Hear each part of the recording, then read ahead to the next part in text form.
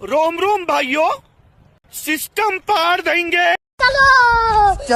ସକାଳର ଆରମ୍ଭ ମହାମୃତ୍ୟୁଞ୍ଜୟ ମନ୍ତ୍ରରୁ ଆରମ୍ଭ ହୋଇଥିଲା। କାହିଁକିନା ଆଜି ହେଉଛି ମହାବିଷୁବ ସିଂହ ସଂକ୍ରାନ୍ତି।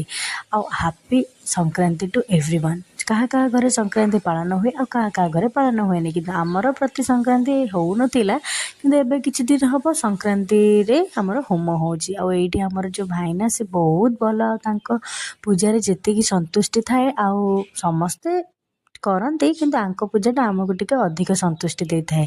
ମୋତେ ଭାଇନାଙ୍କୁ ବହୁତ ହି ଭଲ ଲାଗେ। ଭାଇନା ଆମ ଘରେ ସବୁବେଳେ ହିଁ ଆସିକି ପୂଜା କରିଥାନ୍ତି।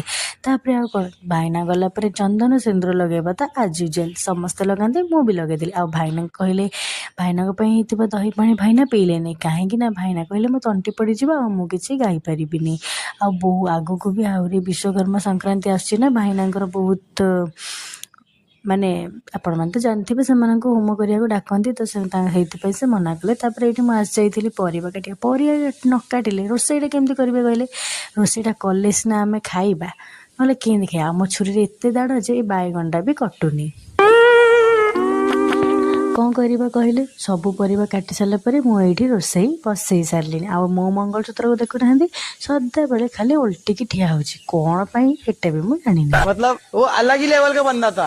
ତାପରେ ଆସିକି ଏଇଠି ଲାଇନରେ ଠିଆ ହେଇଯାଇଥିଲି ରାକ୍ଷୀ ପୋଷ୍ଟ କରିବା ପାଇଁ, ଯେଉଁଟାକି ମୋ ଦୂର ସମ୍ପର୍କୀୟ ଭାଇମାନଙ୍କୁ ପୋଷ୍ଟ କରିବାର ଥିଲା। ଆଉ ଏତେ ଗହଳି ଭଗବାନ, ମୁଣ୍ଡରେ ଆପଣମାନେ ହାତ ଦେବେ। ଆଗରେ ପଛରେ ଚାରିପଟ ଯାକର ମାନେ ଲୋକ। ଆଜି ଏମିତି ଭିଡ଼ ଥିଲା ଯେ ଲାଷ୍ଟକୁ ତାଙ୍କ ନେଟ୍ କାମ କଲାନି। ଏତେ ସମୟ ଠିଆ ହେଲା ପରେ ବି ମୋର ଆଜି କାମ ହେଲାନି।